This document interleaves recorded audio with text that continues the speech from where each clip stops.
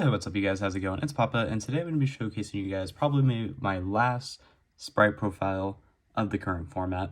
I just took this deck to my locals. I didn't do too hot with it, but there was a lot of issues that I had when I did make this deck, and I hadn't really been playing too much lately. So basically, just taking this deck to my locals, I thought, all reliable, what can go wrong? And I basically got stopped every time I tried to do something to advance my game state. But I'll go over the choices like I usually do, but this was just a pure Spright list. It's just basically something to see like how the meta was forming, basically just giving me another reason to play my ulti blues.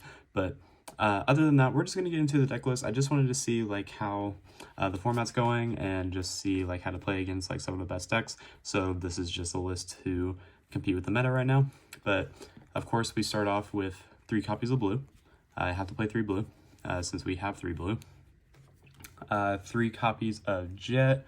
Of course, you are playing pure Spright, so you had to be maxing out on like basically all the names, especially now that we don't have Spright Elf. I played 2 copies of red. You could play 3. I don't really see like why you wouldn't want to, but I do see like why the 2 is fine. You don't have the great recurability anymore with Elf, so you definitely need to have at least 2 copies of this card. I did play 1 carrot. Part of me kind of wanted to have a second one, just again, because there's no recurability, but I still ended up playing with the 1 carrot, and then I played 1 pixies. Granted, this probably can get cut. I never searched for it. I never really needed it, so you could probably cut pixies for like a second carrot if you really wanted to, but that's it for the Spright lineup. I think it's about 10 Spright names in this list. Next, I did play the Nimbles. I still play the 3 copies of Beaver. This engine is still really good to play. Kind of need it. 2 copies of Angler. I didn't play Swap. I don't really like the whole Boojin Link into Swap Fraud because basically your Gigantic's probably never resolving anyway. So these are basically just there to extend, like Sprint just becomes the best card in your extra deck now that Elf is gone. So these just help you extend and makes you end on a much better end board. The only issue is that this does play into Nibiru if you don't make the Gigantic first. So you just have to play your combo right, and I just felt like playing the 2 and 3 was basically really good. I play 1 copy of Viperia. This is just for another target to summon off of Swap, or not Swap, off of Gigantic, but it doesn't hurt to draw 1, definitely not at all. Probably the worst card I played in the deck was the Ibly. This was just for summoning off of Gigantic, just trying to make it to where my opponent can't Lava Golem me, they can't Spear Mode me, but every time I summoned Ibly and I summoned it to my opponent's side of the field, they had played the Linkaribo in the side deck, so basically this card was just useless. This could have been any other card in the deck. This could have been another carrot. This could have been another hand trap. This could have been like another spell.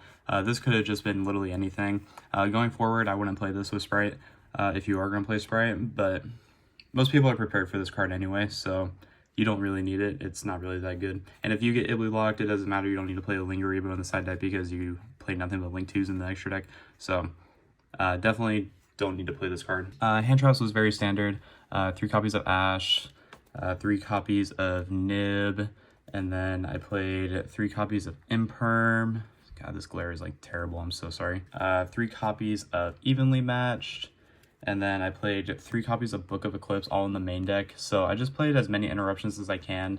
I know this lineup, like this array is gross. I'm sorry, I'm working with a really bad glare right now. Basically, this is all you really need. I'm just kind of playing with my food at this point, but you don't really need like anything too else. If anything, you can cut this lineup down. All these cards were good in their own ways, but these cards could have also just been better. I probably would change this lineup going forward. I think the best card was definitely Ash because it hits Brand Infusion, and then Imperm wasn't really that good. I played against Trap Tricks at locals, and this card is basically dead against Trap Tricks. Nibiru came up a few times, but nothing too crazy ever happened with it. Book of Eclipse I did once, and my opponent drew 4 cards, so that was nice, I guess, and I lost. But that's it for all of these. Everything else just seems standard, self-explanatory. And then I tried to max out on as much consistency as possible, so I played 3 Prosperity. Granted, you could play 2. I completely understand playing 2, but I just played 3 just because I wanted to try and see as many cards as I can, because if you don't open up 2 level 2s in this deck, you're probably losing the game. And my theory was right. But I only saw the card like maybe once or twice, so it doesn't really matter how many copies of this card you play, because you're probably just not going to see it, or you just have bad luck like I do. And then of course the Spright spells, we played the 3 starter, 1 smasher, and then the last card in the deck was Called by the Grave. Just wanted, just in case I get hand trapped at the ass, and I did, but I never saw Called by the Grave because it is just a 1 of, so. But that's the main deck, 40 cards, no more, no less. I'm just a little sad to just not be playing this deck anymore, but we just decided to give it one more final go.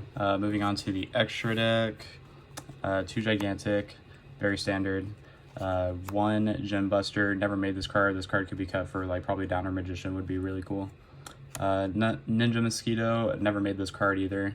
Onibaru, this card's always insane. I make this card basically every time I play Spright. This is definitely the best rank 2 in the extra deck. Double Zeus, you need to play 2 Zeus now because the Diabolsis will get rid of 1, and you need to have the second one there just for cracking your opponent's Kashtira board. But I think I only summoned Zeus once, and then it got impermed, so that was nice. 2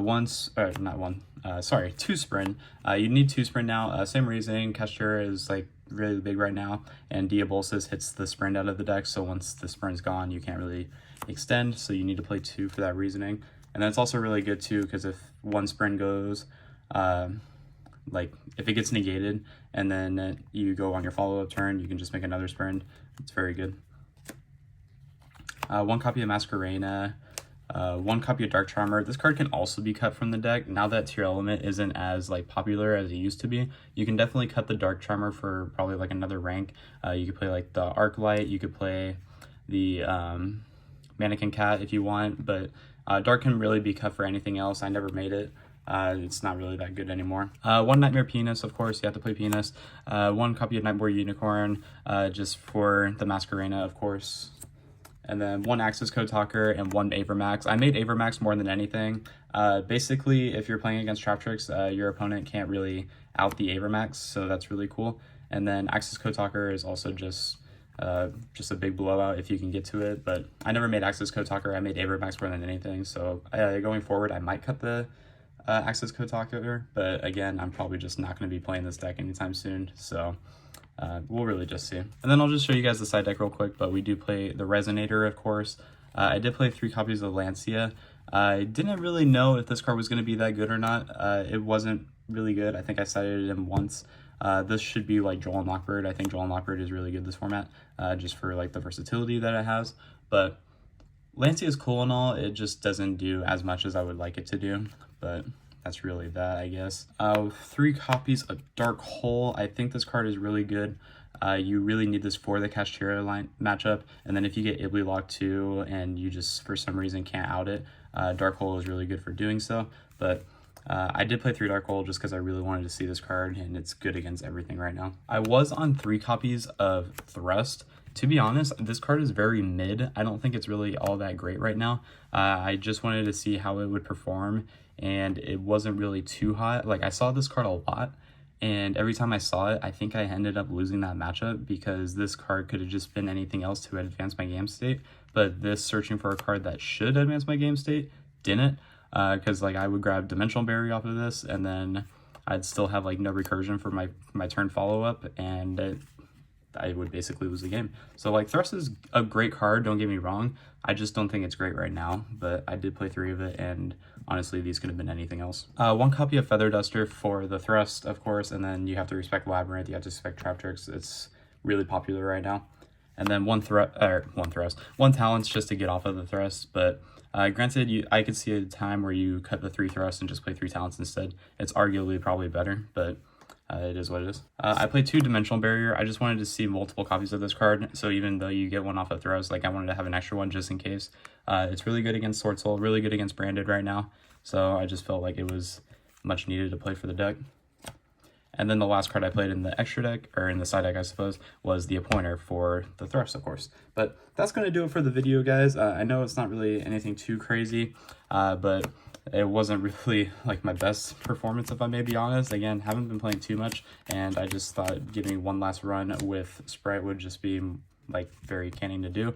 Don't really know what I'm going to play for LA. This was just a like testing session to see how everything goes, but I'm still testing the waters. I'm still trying to see what's good in the format. The only issue like I really had with Spright was that my Gigantic stopped like almost every single time I summoned it, either by Ash, either by Imperm, or like getting hit by Nibiru, so that was fun.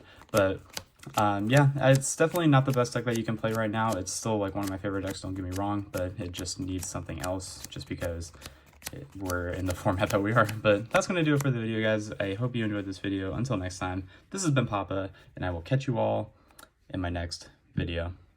Take care, everyone.